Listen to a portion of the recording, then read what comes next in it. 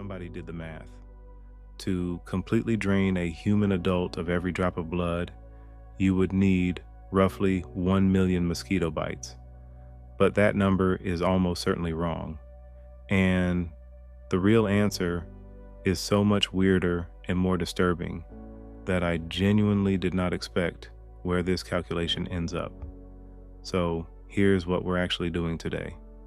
We're going to run the full math live, step by step, on exactly how many mosquitoes it would take to exsanguinate a grown adult. The average adult human body holds approximately 5 liters of blood. A single mosquito takes in anywhere from 0.01 to 0.01 milliliters per bite. On the surface, that gives you a clean answer somewhere between 500,000 and 5 million mosquitoes. Done. Video over. Except the real math has about 9 things hiding inside it that completely break the calculation. And one of them, the last one, is the thing almost nobody thinks about. So let's actually do this right. Starting with the baseline. The average human adult has nearly 5 liters of circulating blood. If you lose more than 40% of that, you die, which works out to about 2,000 milliliters, or roughly half a gallon. So we don't even need to drain the full 5 liters. We just need to hit that 2,000 milliliter mark, and the job is done. That already cuts our mosquito requirement in half before we've done anything. Now, let's talk about the mosquito's end of this equation, because this is where things get genuinely strange. Most people picture a mosquito's mouth part, the proboscis, as a stiff little needle that pokes straight down like a doctor giving a shot. That is completely wrong. Under high-speed microscopy, the inner mouth parts are incredibly soft and flexible. Once they're under your skin, they don't go straight. They bend at nearly 90-degree angles, snaking and whipping sideways between your cells like a blind, hungry worm hunting for a capillary. It never has to pull out and try again. It just steers. From the outside, it looks like the mosquito is sitting still. Under your skin, it's doing something that looks like it belongs in a horror movie. And when it finally finds a blood vessel, it doesn't gently sip. Depending on the species, a mosquito takes between 0.01 and 0.01 milliliters of blood, which is a tiny amount for us, but can be equivalent to the insect's own blood volume. And it all happens in less than 2 minutes. The internal throat pumps create a powerful vacuum. If it finds a rich capillary, it sometimes sucks with so much negative pressure that the microscopic blood vessel literally collapses and ruptures from the suction. And when that happens, the mosquito doesn't mind at all. It just starts drinking straight from the little internal puddle of blood it just blasted open inside your skin, which again is happening on your arm right now at a summer barbecue, and you're thinking about potato salad. For an average person, losing 2 liters of blood becomes life-threatening. And since the average mosquito bite drains between 0.01 and 0.01 milliliters, it would take somewhere between 200,000 and 2 million mosquito bites to kill you from blood loss. Let's call our working number 1 million right in the middle. 1 million mosquitoes. That's our starting point. Now watch what happens to it. Complication 1, the failure rate. We always assume that every mosquito that lands on us successfully steals blood.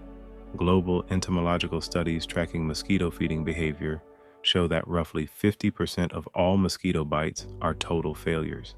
They poke around, fail to navigate the cellular maze under your skin, get frustrated, and leave completely empty. So right away, to actually hit our 2,000 milliliter target, you need to double the theoretical number of mosquitoes just to account for the ones that are completely incompetent. We're already at 2 million. Complication 2, the real-time filtration system. To maximize how much blood they can carry before the weight makes their wings fail, mosquitoes use a process called pre-diuresis. While they are actively feeding on your arm, their digestive tract immediately starts separating the heavy, useless water from your red blood cells.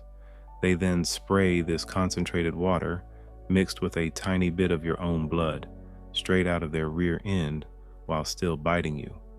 They are literally defecating while eating, acting as a real-time filtration system to cram more nutrients into their abdomen.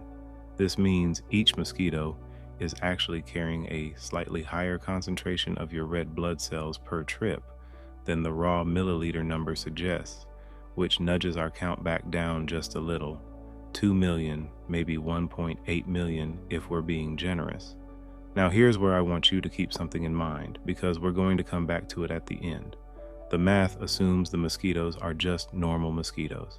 That assumption is about to get very complicated. Complication 3, your immune system starts clogging them. If you are repeatedly bitten by the exact same species of mosquito over a long period of time, your immune system develops highly specific antibodies. When a mosquito tries to inject its saliva, your antibodies react instantly under the skin, forming thick, sticky clumps right around the tip of the mosquito's mouth parts. This physically clogs the microscopic blood vessels around the bite site, effectively starving the mosquito out and forcing it to abort the mission. So in a sustained, long-term draining scenario, your own body starts actively defending itself in a way that breaks our mosquito math even further. We'd need more mosquitoes over time, not fewer. Complication 4, they won't sit still. Mosquitoes don't find one spot and stay there until they're full. They practice something called sip feeding, multiple small, chaotic meals from completely different locations, sometimes from completely different people. If a swarm tried to drain you, they wouldn't just pile on and stay put. They would constantly cycle, creating millions of micro wounds across your entire body and stirring your skin into a mangled, irritated mess. This actually matters for the math because it means the bites are spread across your body surface area, which affects how quickly blood loss accumulates in any one region and how fast your body can respond to each wound. Complication 5, the saliva problem. And this is the one that kills you before the blood loss does. When the mosquito bites, it injects saliva through a dedicated salivary channel. This saliva contains substances that prevent blood vessels from constricting and thin the blood, preventing clotting. Now scale that up to thousands of simultaneous bites. The volume of mosquito saliva injected into your body would trigger a catastrophic physiological crisis long before you hit 2,000 milliliters of blood loss. Mosquito saliva is a cocktail of vasodilators and anti-clotting proteins. Thousands of simultaneous bites would introduce so much foreign protein into your skin that your body could undergo massive systemic immune skewing, potentially triggering anaphylaxis, full body hives, or the kind of massive local tissue swelling known as Skeeter syndrome. You would be incapacitated by your own immune response before the blood loss ever became the cause of death. The mosquitoes don't even need to finish the job. Your body does it for them. And now, the thing I mentioned at the start, the thing that completely changes the entire calculation. What if the mosquitoes are infected with malaria? If the mosquitoes biting you carry malaria parasites, the math changes completely. The parasite actively hijacks the mosquito's nervous system and alters its feeding behavior at a genetic level, making the mosquito dramatically more desperate and persistent. Infected mosquitoes don't give up easily. They will aggressively poke, prod, and drill into your skin for up to 4 minutes straight without backing down, vastly increasing their individual feeding efficiency compared to an uninfected mosquito.